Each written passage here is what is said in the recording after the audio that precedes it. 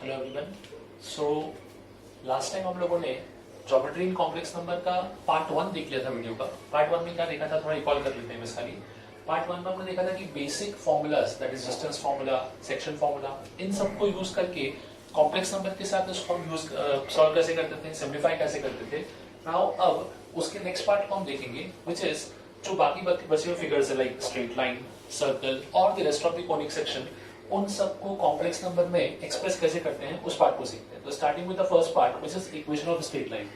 Normally हम लोगों ने पढ़ रखा है कि ax plus by plus c equal to 0 represents a straight line, पर वो जो हमने देखा था was geometrical path. Now complex number में स्ट्रेट लाइन को रिप्रेजेंट कैसे करते हैं वो समझना। सो सिंपल सा, सपोज करो मेरे पास दो कॉम्प्लेक्स नंबर है z1 एंड z। ऑब्वियसली अगर दो कॉम्प्लेक्स नंबर फिक्स होते हैं इनसे एक ही स्ट्रेट लाइन पास हो सकती है।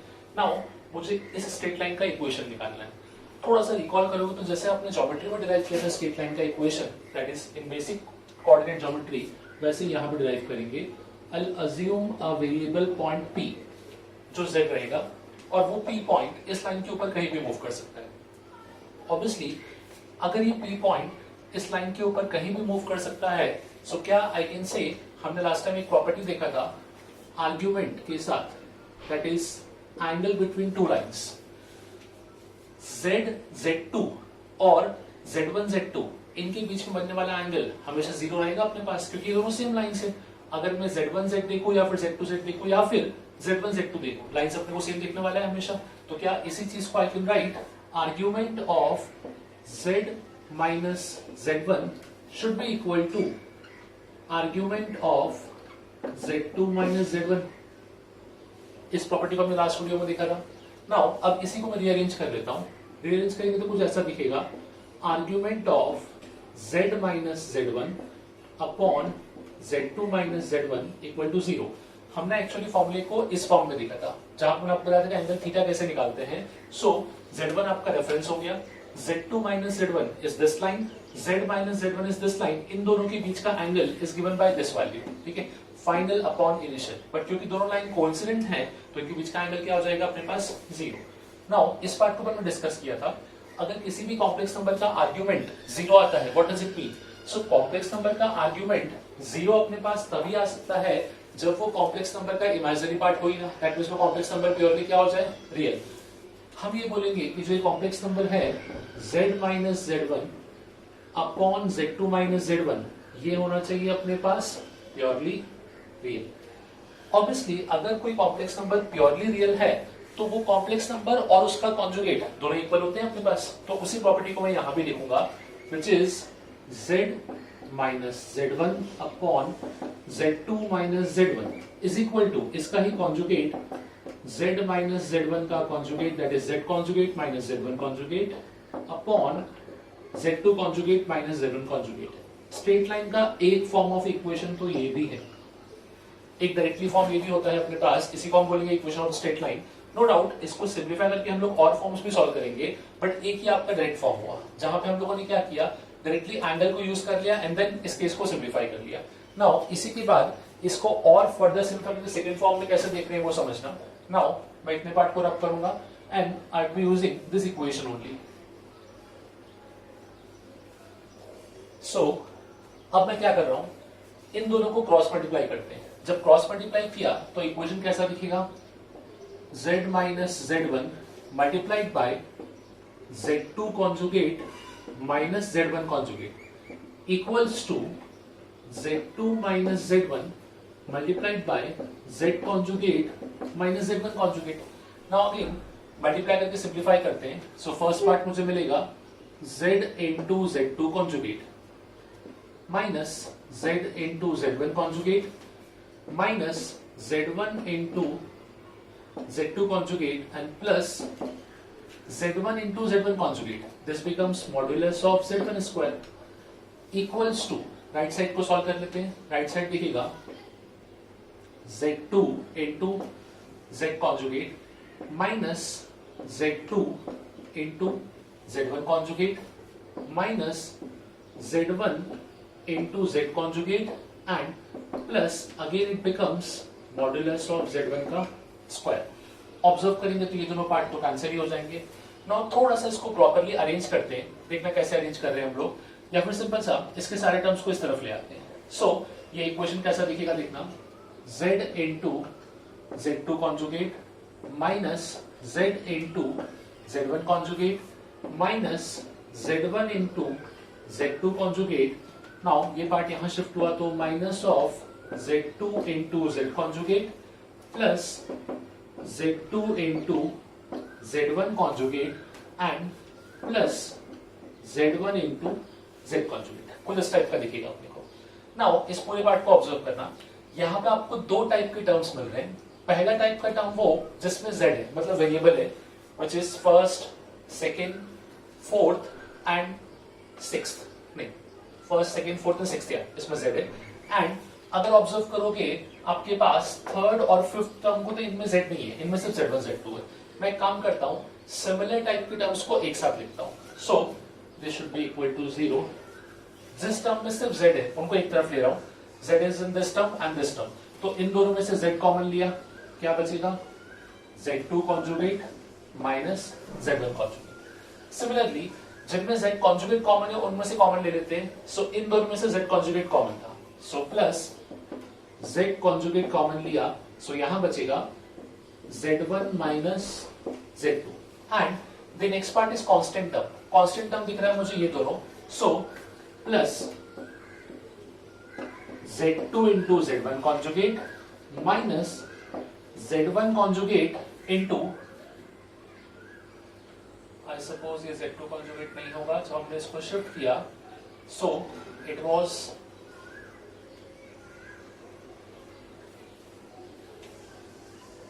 टू क्रॉस चेक, यहाँ पे it was z1 into z2 conjugate, तो ये z1 कॉन्जुगेट नहीं है, सिर्फ z1 है। Now minus z1 into z2 conjugate, this part equals to 0। Now अब इस पूरे पार्ट को प्रॉपर्ली समझना कि मैंने किया क्या है एग्जैक्टली। यहाँ पे अच्छा पहले आपको ये समझना पड़ेगा कि z1 z2 ये है क्या। z1 z2 तो गिवन कॉम्प्लेक्स नंबर थे, तो ऑब्वियसली गिवन है मतलब ये कांस्टेंट हो गए, एंड z वाज अननोन जो हमने अज्यूम किया था इसलिए वो वेरिएबल हो गया। नाउ यहाँ पे z है वेरिएबल, यहाँ पे z है वेरिएबल, बट ये तो क्या हो चुका है अपने पास कांस्टेंट, यहाँ पे इट वाज ओनली z1। हाँ, अब इस पूरे टर्म को ऑब्जर्व करो, क्या आई कैन से ये फर्स्ट एक कॉम्प्लेक्स नंबर होगा, जब मैं इस कॉम्प्लेक्स नंबर का कॉन्जुगेट लूंगा तो ये बन जाएगा, जब इसके कॉन्जुगेट लोगे तो क्या हो जाएगा, z2 पे कॉन्जुगेट लग जाएगा, z1 कॉन्जुगेट का कॉन्जुगेट बिकम z1, तो ये ऐसा आ जाएगा। तो क्या इसी को मैं ऐसा बोल सकता हूं, it is of the form z minus z conjugate, और जब किसी भी कॉम्प्लेक्स नंबर में से आप उसका कॉन्जुगेट सब्ट्रैक्ट करते हो तो क्या बचता है, सो यहां बचता है आपके पास 2 times of imaginary part of z, correct, because real part तो आपस में कैंसिल हो जाएंगे, तो एक्चुअली वही होगा, यहां बचेगा अपने पास 2 times of imaginary part of this, ठीक है, जिसको मैं कुछ इस फॉर्म में लिख लेता हूं, z into z2 conjugate minus z1 conjugate plus z conjugate into z1 minus z2 plus, अब इसको मैं लिख रहा हूं 2i b इक्वल्स टू 0, जहां पे आई एम टेलिंग कि b जो है इट्स अ रियल वैल्यू, और ये जो है अपने पास ये डिनोट कर रहा है 2 times of imaginary part of z1 into z2 conjugate. Now बाकी टर्म्स को भी ऑब्जर्व कर लेते हैं। अगर मैं बाकी टर्म्स को ऑब्जर्व करूं, सो यहां पे सबसे पहले एक काम करेंगे, अपने पास इस i को रिमूव कर लेते हैं, ठीक है। i को रिमूव कैसे कर सकते हैं हम लोग, सिंपल सा, सो i को रिमूव करने के लिए मुझे पूरी इक्वेशन को i से मल्टीप्लाई करना पड़ेगा। सो ये इक्वेशन क्या बनेगा, i times z, z2 conjugate minus z1 conjugate plus i times z conjugate z1 minus z2 plus यहां हो जाएगा मेरे पास 2b और i स्क्वायर बनेगा जो हो जाएगा माइनस इक्वल टू 0। नाउ अब ऑब्जर्व करना कि एग्जैक्टली यहां पे क्या लिखा हुआ है,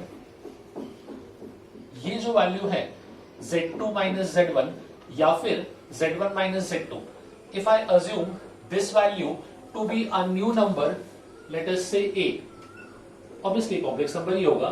सपोज मैंने बोला a is equal to z1 minus z2, ऐसा कुछ मैंने अज्यूम कर दिया वहां पे।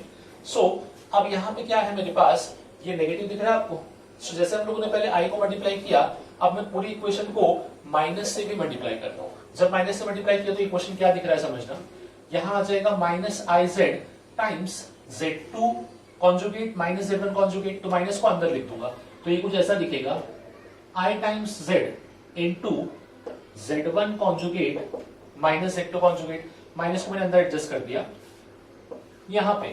यहाँ पे ऑलरेडी z1 माइनस z2 लिखा है, तो मैंने यहाँ पे माइनस ही लिखा है, यहाँ पे that is minus I times z conjugate into z1 minus z2, and अब ये माइनस माइनस हो जाएगा मेरे पास प्लस, तो प्लस 2b इक्वल टू 0। अब यहां से मुझे एक फॉर्म मिलेगा, समझना, जैसे मैंने a को अज्यूम किया z1 माइनस z2, थोड़ा सा उसमें चेंजेस भी कर सकते हैं हम लोग। क्यों चेंजेस कर रहा हूं उसका रीजन समझना।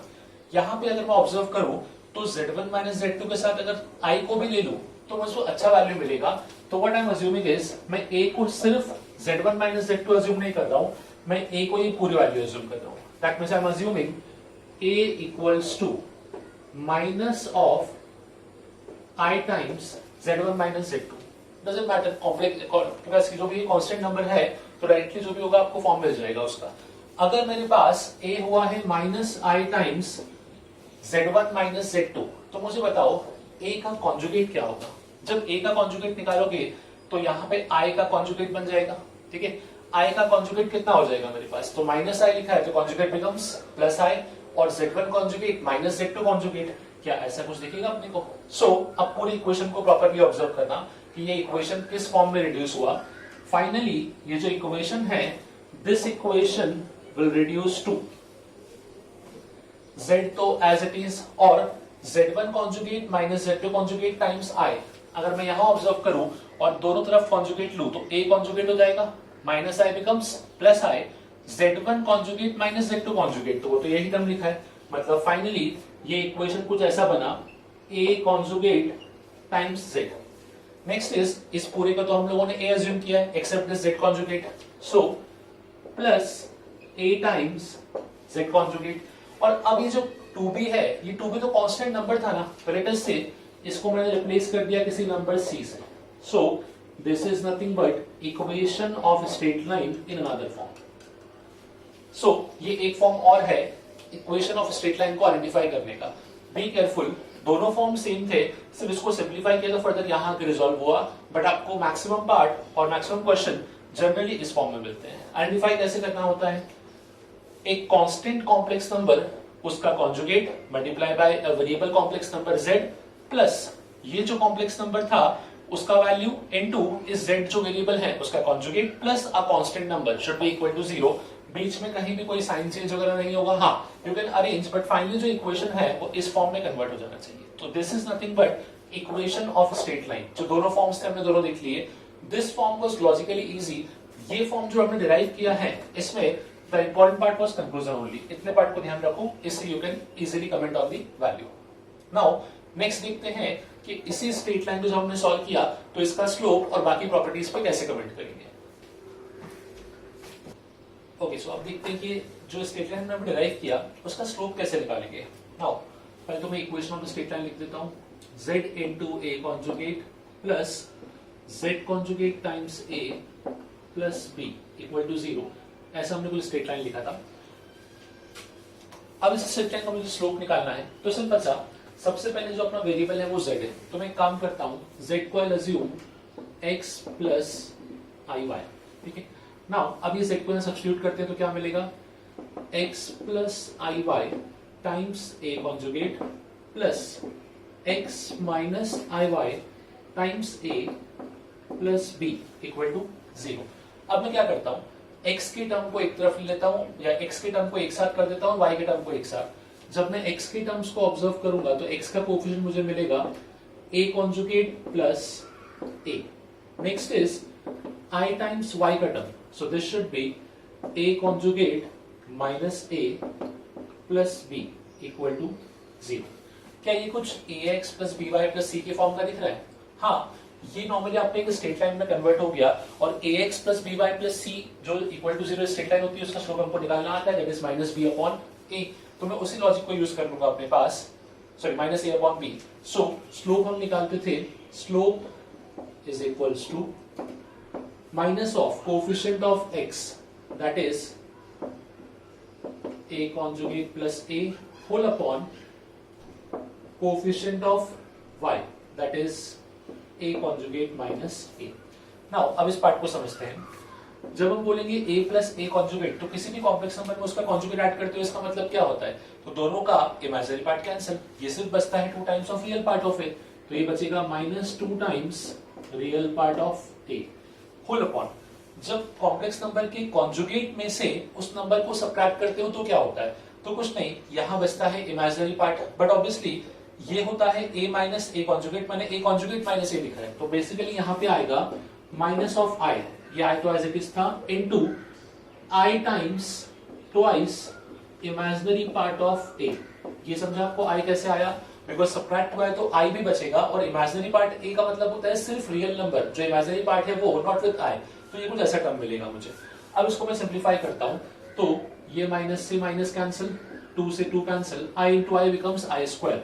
तो फाइनली ये मुझे वैल्यू मिलेगा, it is nothing but real part of a upon imaginary part of a with a negative sign.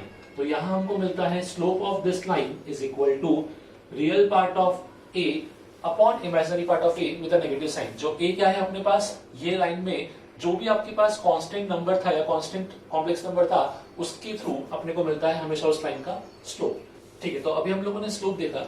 Now हमने एक कंडीशन पढ़ी थी ज्योमेट्री में कि जब दो लाइंस सॉरी जब दो लाइंस आपस में पैरेलल तो उनके स्लोप सेम होते थे, परपेंडिकुलर टू m1 m2 -1. उस तरीके से एक कंडीशन और भी था, उसको समझ लेते हैं कि यहां पे वो कंडीशन अप्लाई कैसे होता है. Equation of line parallel to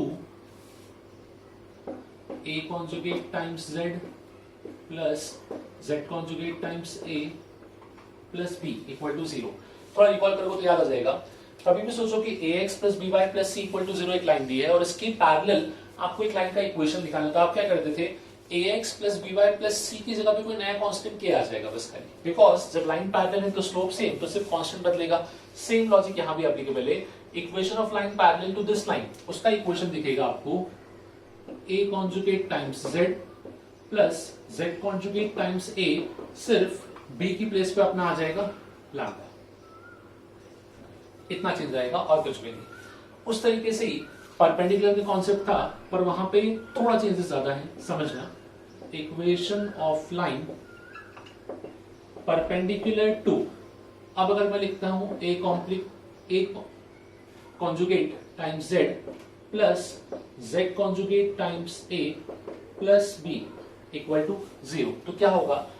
जब हम लोग ax plus by plus c के परपेंडिकुलर लाइन निकालते तो क्या क्या चेंजेस थे, रिकॉल करोगे? सबसे पहले a और b इंटरचेंज और उनके बीच का साइन नेगेटिव. ठीक है. दूसरा कंडीशन, जो कांस्टेंट था वो भी चेंज होता था, यहां भी वैसे ही कुछ होगा. a conjugate times z plus z conjugate times a plus b equal to 0. सबसे पहले बीच का नेगेटिव साइन, तो ये हो जाएगा a conjugate times z minus z conjugate times a, और जो कांस्टेंट है अब वो कुछ ऐसा हो जाएगा, i लैम्डा इक्वल्स टू 0. तो जब पैरेलल केस में लाइन को सॉल्व करना होगा तो सिर्फ कांस्टेंट रिप्लेस होगा लैम्डा से, और जब परपेंडिकुलर में सॉल्व करना होगा तो कांस्टेंट रिप्लेस होगा i लैम्डा से, और बीच का साइन भी आपका रिवर्स हो जाएगा, प्लस तो माइनस, माइनस तो प्लस. तो इस तरीके से हम लोगों ने स्लोप और equation of parallel and perpendicular to a given line इसको समझा. नाउ कुछ केसेस देखते हैं कि इक्वेशन ऑफ स्ट्रेट लाइन को आइडेंटिफाई कैसे करते हैं. ओके, सो यहां मैंने कुछ इक्वेशन लिखी है. कहीं भी आपको लाइन की फॉर्म की दिख रही होगी, बट आपको एग्जैक्टली आइडेंटिफाई करना है कि ये लाइंस हैं या फिर नहीं. ठीक है. अब एक सिंपल सा लॉजिक, कोई भी इक्वेशन अगर स्ट्रेट लाइन को रिप्रेजेंट करती है तो फाइनली वो इस फॉर्म में रिड्यूस होना चाहिए. a conjugate times z plus z conjugate times a plus b equal to 0. मुझे फाइनली इक्वेशन को इस फॉर्म में रिड्यूस करना है. अब थोड़ा समझना पहले कि इसका अप्रोच क्या होता है. इन सबको बाद में देखेंगे. स्टार्टिंग विद दिस टर्म, ये कांस्टेंट टर्म होना चाहिए. ठीक है. साथ में ये टर्म पॉजिटिव साइन के साथ होना चाहिए. ठीक है. तो मैं एक काम करता हूं, पहले फर्स्ट केस को ऑब्जर्व कर रहा हूं. सो फर्स्ट केस में आपको जो कांस्टेंट टर्म दिख रहा है, क्या वो पॉजिटिव है ऑलरेडी? बिल्कुल करेक्ट. नाउ अब अगर ये पॉजिटिव हो गया तो आप इस पार्ट को चेक कर लो. जब मैं इस पार्ट को चेक करता हूं तो z भी है और z कॉन्जुगेट भी है. अब आप बोलोगे सर z और z कॉन्जुगेट तो है, what about a and a conjugate? तो मैं बोलूंगा वो भी है। द रीजन मीन कि अगर a मैंने बोला रियल नंबर 3, तो किसी रियल नंबर का कॉन्जुगेट क्या होता है? वो खुद ही होता है अपने पास। तो ये जो इक्वेशन था वो डायरेक्टली इस फॉर्म का दिख रहा है 3z plus 3 times z conjugate plus 2 equal to 0। मैं डायरेक्टली कमेंट करता हूं कि ये मेरा b हो गया। Now this becomes a and this becomes a conjugate. सभी साइन भी मैच कर रहे हैं और इक्वेशन डायरेक्टली इस फॉर्म से कंपेरेबल है, इसलिए this equation represents a straight line. Now इसी में सेकंड पार्ट को भी देखना। अब जैसा कि हम लोगों ने स्टार्ट बताया था अभी कि जब भी स्टार्ट करेंगे सबसे पहले यहाँ पे क्या होना चाहिए? Constant term with positive sign. फिलहाल क्या आपको कांस्टेंट टर्म दिख रहा है? तो नहीं, यहाँ पे 6i दिख रहा है। पहला स्टेप ये होगा, थ्रू आउट द इक्वेशन में i से मल्टीप्लाई करूंगा। जब throughout the equation i से मल्टीप्लाई किया तो ये इक्वेशन कुछ ऐसा दिखेगा, i times 3z minus i times 3z conjugate minus 6i square equal to 0। i square का वैल्यू कितना हो जाएगा? -1। तो अब ये कुछ अरेंज हुआ which is i times 3z minus i times 3z conjugate plus 6 equal to 0। मतलब जो अपना कांस्टेंट वाला पार्ट था वो तो कंप्लीट हो गया। नाउ इसी को थोड़ा सा मैं और रीअरेंज कर रहा हूं, देखना कैसे। इसको मैं लिखता हूं z into 3i minus z conjugate into 3i। अब इसी को क्या मैं अरेंज करके ऐसा लिख सकता हूं, यहां पे प्लस और यहां पे माइनस, सिर्फ उसको अरेंज किया है, प्लस 6 इक्वल टू 0। वो अरेंज क्यों किया समझना। अब डायरेक्टली इससे कंपेयर हो सकता है, देखते कैसे। Constant term becomes 6, z conjugate के साथ में जो लिखा है वो a होना चाहिए। z कॉन्जुगेट के साथ में क्या लिखा है? -3i। तो आपका a कितना हो गया? -3i।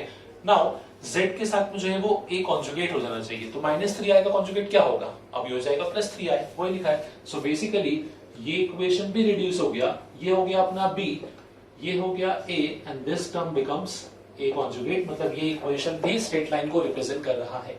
Now moving on to third case. Again same logic.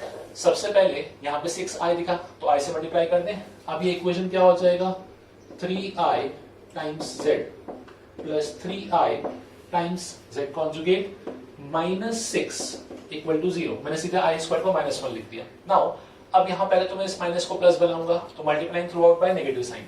तो ये कुछ ऐसा दिखेगा, z into -3i plus z conjugate into -3i plus 6 equal to 0। Step by step start करते हैं। b जो है अपने पास वो तो 6 आ गया, कांस्टेंट दिख रहा है। z कॉन्जुगेट के साथ में जो लिखा है वो क्या होना चाहिए था? a होना चाहिए था। मतलब a का वैल्यू कितना हो गया? -3i। नाउ अब z के साथ में इसका कॉन्जुगेट होना चाहिए, बट यहां अगर मैं ऑब्जर्व करूं दोनों वैल्यू सेम लिखे हुए हैं। दैट मींस ये इस इक्वेशन का या इस फॉर्म को रिप्रेजेंट नहीं कर रहा है। That means it is not a straight line.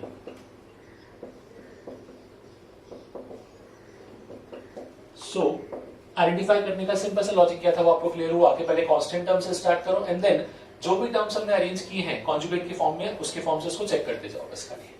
Okay, so this was about basics about the straight line. Okay, so next is straight line के ही दो important हम forms बोलते हैं basically, like दो properties हैं। पहला होता है distance of a point from a line, जो 2D में देखा था हम लोगों ने, something like this। उसी को complex number में solve कैसे करना है वो समझ लो। Suppose करो एक point P है जिसका complex number है ZC, जिसका distance हमको निकालना है from the line with the equation A conjugate times Z plus a times z conjugate plus b equal to 0। इसको हम लोगों ने ऐसा देखा था, distance of point p x1, y1 from the line ax plus by plus c equal to 0, जिसका formula निकाला था हम लोगों ने ax1 plus by1 plus c whole upon under root of a square plus b square. वही कुछ same logic यहां भी चलेगा, देखना कैसे। सबसे पहले zc जो है इसको मैं अज्यूम कर लेता हूं xc plus i times yc। Obviously ये तो कोई गिवन नंबर कांस्टेंट होगा तभी आपको उसका डिस्टेंस मिलेगा, वहां से कोई पॉइंट फिक्स होगा अपने पास। सो जो लॉजिक हम लोगों ने कोऑर्डिनेट ज्योमेट्री अप्लाई किया था सेम लॉजिक यहां लगा रहे हैं। वहां पे हमने क्या किया था कि पॉइंट को यहां पे पुट कर दिया था लाइन में x और y की जगह। सेम मैं यहां पे करूंगा, मुझे इस z पॉइंट से डिस्टेंस निकालना है तो मैं zc को इनकी प्लेस पे पुट कर दूंगा। सो डिस्टेंस कैसा आता है मेरे पास डिस्टेंस का formula is modulus of, now जब मैं डिस्टेंस निकालूंगा तो ये कुछ ऐसा बनेगा a conjugate times ZC plus a times ZC का conjugate plus b whole upon. अब यहां पे हमको केयरफुल रहना होता है बिकॉज यहां पे अपॉन में आता था under root of a square plus b square. Now अब वो a और b क्या थे, तो वो a और b थे कोफिशिएंट ऑफ x और कोफिशिएंट ऑफ y, तो मैं यहां भी सेम लिखूंगा अपॉन में under root of coefficient of x whole square plus coefficient of y whole square. Now अब इसको थोड़ा सिंप्लीफाई करते हैं, ये x और y कहां से आएगा देखना। ZC को हमने क्या अज्यूम किया है, XC plus I times YC, तो अब ये डिस्टेंस को देखो, ये आपके पास फॉर्मूला कुछ ऐसा बनेगा A conjugate times XC plus IYC plus A times Z conjugate, मतलब ये हो जाएगा XC minus I times YC plus B, इसका modulus the whole divided by root over again the same चीज। इसके बाद हमको मिल जाएगा कि इसका वैल्यू क्या होगा, coefficient of x the whole square plus coefficient of y the whole square. Now अब इसको मैं रीअरेंज कर रहा हूं, देखना कैसे। क्या इसी चीज को मैं लिख सकता हूं x के टर्म्स एक साथ, तो xc हो गया तो a conjugate plus a, that means a plus a conjugate. Now y की टर्म्स एक साथ, तो plus I times YC, I times YC लिखा तो ये बनेगा मेरे पास a conjugate minus a conjugate minus a plus b as it is, और इसका मॉड्यूलस। नाउ अब समझना कि अपॉन में हम टर्म क्या लिख रहे हैं। मुझे लिखना था कोफिशिएंट ऑफ x का होल स्क्वायर, x का कोफिशिएंट क्या दिख रहा है, a plus a conjugate. Again a plus a conjugate का मतलब क्या हुआ, 2 times real part of a, because अब दोनों को ऐड किया तो इमेजिनरी पार्ट तो कैंसिल हो गया, तो इसको मैं लिखूंगा 4 times of real part of a का whole square. 2 times of real part of a का होल स्क्वायर मतलब 4 times of r whole square plus यहां पे a conjugate minus a, again क्या हो जाएगा, अब ये बनेगा 2 times imaginary part, again square करेंगे तो वहां पे आपका आ जाएगा, और एक i और भी था जिसकी वजह से दोनों मिला के हो जाएंगे i स्क्वायर दैट इज -1, तो यहां भी बनेगा 4 times of imaginary part of a, इसका होल स्क्वायर। तो फाइनली ये जो फॉर्मूला अपने को मिलता है ये कुछ ऐसा मिलेगा, xc times of this plus I times yc times of this plus b whole upon twice under root re real part of a का whole square plus imaginary part of a का होल स्क्वायर। फॉर्मूले को याद करने के लिए simple तरीका होता है, ये फॉर्म में याद मत रखो, जो इसका न्यूमरेटर है वो आप डायरेक्टली इसी फॉर्म में याद रखो। कहने का मतलब क्या हुआ, ये पॉइंट को उठा के z की जगह पे पुट कर देना, तो ये बन जाएगा न्यूमरेटर, और डिनोमिनेटर में क्या आएगा, 2 टाइम्स ऑफ अंडर रूट जो a होगा उसका रियल पार्ट का स्क्वायर प्लस उसके इमेजिनरी पार्ट का square. Be careful with this term 2, क्योंकि नॉर्मल जब हमने सॉल्व किया था तो वहां पे अपॉन में 2 नहीं आया था, वहां पे सिंपल सा फॉर्मूला था ax1 plus by1 plus c upon under root of a square plus b square. यहाँ पे ये साथ में एक 2 एक्स्ट्रा आया है, जो a और b वहां पे था वो था coefficient of x and y, यहाँ जो a और b है that is real part of a और imaginary part of a। So this was distance of a point from a line. इसी की तरीके से एक इक्वेशन हमने और देखा था जिसको हम बोलते थे equation of perpendicular bisector. Now ये परपेंडिकुलर बाइसेक्टर क्या होता था, सो सपोज करो मेरे पास एक लाइन सेगमेंट है जिसके एंड पॉइंट है z1 z2। नाउ एक z पॉइंट का लोकस मिलेगा मुझे जो इस लाइन को परपेंडिकुलरली 2 इक्वल पार्ट में डिवाइड करेगा। ये z पॉइंट इस लाइन के ऊपर कहीं भी मूव कर सकता है अंडर द कंडीशन के दोनों डिस्टेंस क्या होने चाहिए, सेम, बिकॉज वही परपेंडिकुलर बाइसेक्टर का डेफिनेशन था अपने पास। तो उसके डेफिनेशन को हम यूज करते हैं जो हमने लास्ट वीडियो में देखा था कि जब ये दोनों distance equal, that means complex number में डिस्टेंस को रिप्रेजेंट कैसे करते थे, उसके मॉड्यूलस से। तो क्या इसी को मैं लिखूं, modulus of z minus z1 should be equal to modulus of z minus z2, ये दोनों आपस में इक्वल हो जाएंगे। नाउ एक तो कंडीशन आपको डायरेक्टली यहां से मिल गया जो हमने लास्ट टाइम डिस्कस भी किया था। सेकेंडली इसी इक्वेशन को फर्दर सॉल्व भी कर सकते हैं। क्या इसी को I can right modulus of z minus z1 the whole square equal to modulus of z minus z2 the whole square, squaring both the sides। अब मॉड का स्क्वायर है तो इसको हम कॉम्प्लेक्स नंबर के फॉर्म में एक्सप्रेस कर सकते हैं by using the property z into z conjugate equal to mod z whole square। तो mod z whole square था, इसको मैं लिखूंगा z minus z1 into z conjugate minus z1 conjugate equal to ये हो जाएगा z minus z2 into z conjugate minus z2 conjugate। Now cross multiply करते हैं, देखते हैं क्या बनेगा। z into z conjugate, ये बनेगा मेरा first part that is mod z square. Second part हो जाएगा mod of z1 into z conjugate, third part minus z into z1 conjugate and plus modulus of z1 square equals to, again यहां बनेगा mod z square minus z times of z2 conjugate minus z conjugate times z2 and plus mod of z2 square। Observe करेंगे तो ये दोनों part आपस में cancel हो जाएंगे। नाउ बाकी सब टर्म्स को अरेंज करते हैं। अगेन वही सेम लॉजिक, सब टर्म्स को मैं एक तरफ शिफ्ट कर लेता हूं, z के सारे टर्म्स को एक साथ, z कॉन्जुगेट के सारे टर्म्स को एक साथ। जब मैंने इस टर्म को यहां शिफ्ट किया, दोनों में से z कॉमन आएगा, z कॉमन आएगा, टर्म दिखेगा z2 conjugate minus z1 conjugate. Secondly ये टर्म, और जब इसको यहां शिफ्ट किया दोनों में से z कॉन्जुगेट कॉमन आएगा, so plus z conjugate common, यहां हो जाएगा मेरे पास z2 minus z1 and plus modulus of z1 square minus modulus of z2 square equal to 0। Again एक लॉजिक को ऑब्जर्व करो। सपोज करो z2 minus z1 जो है वो एक कॉम्प्लेक्स नंबर a है, तो अगर ये a हुआ तो ये क्या बन गया, a कॉन्जुगेट। देखो वापस से एक लाइन का इक्वेशन बन गया, z times a conjugate plus z conjugate times a plus b होता था साथ में, अब ये वही b लिखा हुआ है, modulus of z1 square minus modulus of z2 square, because modulus कभी नेगेटिव आपके पास या मॉड्यूलस कभी भी इमेजिनरी नंबर नहीं बनेगा, तो this equation represents the equation of perpendicular bisector. Understood कि परपेंडिकुलर बाइसेक्टर भी एक लाइन ही आना चाहिए था, इसीलिए फाइनल इक्वेशन एक लाइन के फॉर्म में बना है। नो डाउट ये भी उसी का इक्वेशन है, पर मैं बोलूंगा कि रादर देन द इक्वेशन ये चीज परपेंडिकुलर बाइसेक्टर की कंडीशन हुई, जो प्रॉपर इक्वेशन है वो एक्चुअली ये फॉर्म का होना चाहिए। तो this equation represents the equation of perpendicular bisector.